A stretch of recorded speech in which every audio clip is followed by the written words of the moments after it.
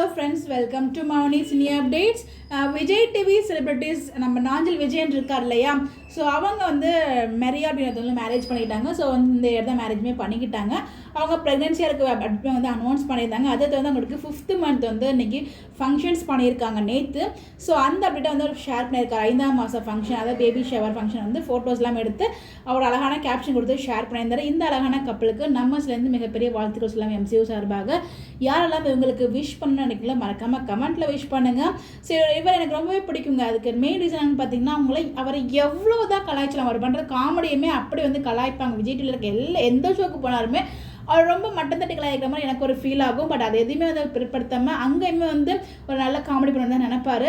அவருக்கு அம்மா அப்பா இல்லாமல் அவங்களோட பிரதர்ஸ் சிஸ்டர்ஸ்லாம் வந்து வளர்த்தார் இல்லையா, அதுவே ஒரு பெரிய விஷயம், ஒரு மிகப்பெரிய ஒரு ஹேட்ஸ் ஆஃப். எனக்கு அதனாலே ரொம்ப பிடிக்கும். எந்த லெவலுக்கு வந்து கஷ்டப்பட்டு அவங்க கூட பிறந்தவங்களுக்காக கஷ்டப்பட்டார்.